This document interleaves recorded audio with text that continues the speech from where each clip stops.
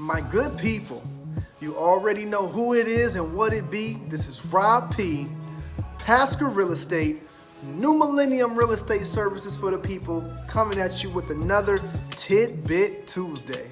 Okay, we're back with another one, the fourth part of our Make This Your Last Year Renting series. We started off the Make This Your Last Year Renting series with ways to become financially fit for homeownership. The second part was 4 hacks to elevate your credit score. The third part was about 4 must-haves that your lenders will need before you can get a loan. And for this Tidbit Tuesday, the fourth part of the Make This Your Last Year Renting series, we're going to talk about how you can bring the least amount of money that you can to the closing table to get the keys to your new home.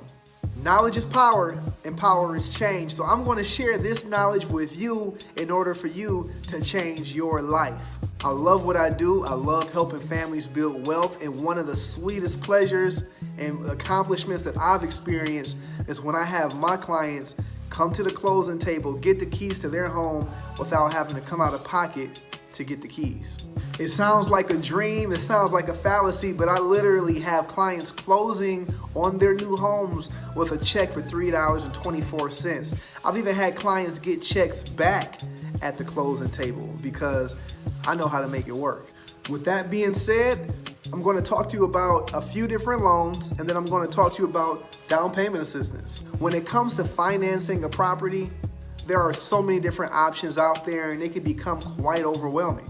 A lot of first-time home buyers tend to go with FHA loans. The FHA loan is a loan insured by the government that allows you access to home ownership with a 3.5% down payment and a 580 middle credit score. That sounds good when you take into consideration that most loans out here want you to bring 10-20% down to the closing table. I will say this though, in the long run, FHA loans tend to be more expensive because you have what's called private mortgage insurance, PMI.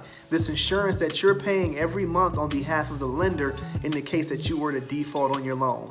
With an FHA loan, you have to pay that PMI for the life of the loan for 30 years. With other loans, that PMI falls off once you reach 20% equity in your property.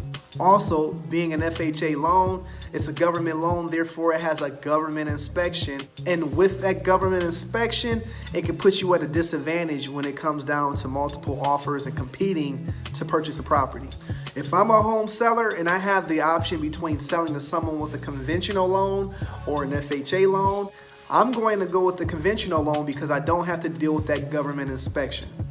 If you're a veteran, there's another loan that you'll qualify for, which is called the Veterans Administration Loan or the VA loan, which offers 0 down to veterans. It's kind of hard to beat. Another loan that allows you to purchase a property with no money down is a USDA loan. It's a loan sponsored by the U.S. Department of Agriculture, and they offer a loan where if you move into a USDA zone, you could buy a house with no money down. The goal of this loan is to get people to move outside the city into the rural areas and populate them. The best kept secret out there, and I can't believe I'm telling this to you all, are the CRA loans. I'm talking about the Community Reinvestment Act loans. And these are the loans that banks have to offer in the communities that they do business in. You're going to find that not very many mortgage brokers offer these CRA loans because they're special programs, but these are the loans that people are using to purchase properties for 0 down. In order to qualify for these Community Reinvestment Act loans, you have to meet certain criteria.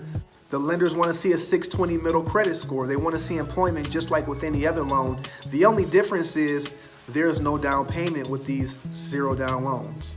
Aside from being able to purchase a property with no money down, which in itself is amazing, most CRA loans that I'm familiar with allow the seller to pay up to 6% of the purchase price towards your closing costs. So you already don't have a down payment.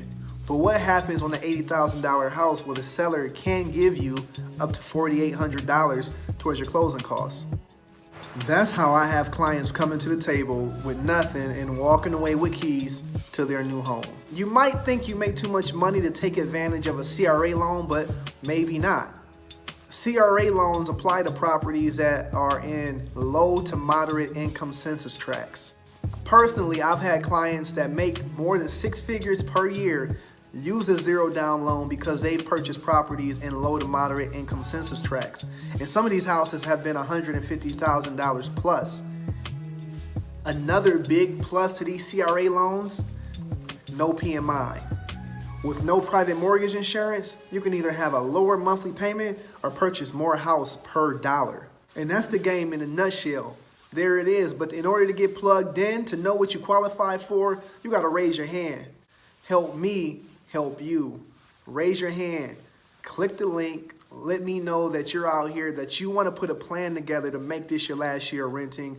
You might be ready to go this week. You might be ready to go next month. You might not be ready to go until another year, but let's sit down. Let's get together. Let's look at the numbers. Let's put together a profile for you so you know what type of houses you'll be looking at when you do get ready. I'll also give you the keys to let you know what you need to do in order to position yourself to get ready and take advantage of down payment assistance programs that are out there. So again, you already know who it is and what it be. This is Rob P. Pasker Real Estate, New Millennium Real Estate Services for the people, out here helping these people build wealth through home ownership, making this their last year renting. We building community wealth. We building familial wealth. You know, we building up the communities and neighborhoods and cities. It's all about the money at the end of the day, and we got to get it so that we can live our best lives. So, hey, help me help you. Raise your hand and let's get to it. What's up?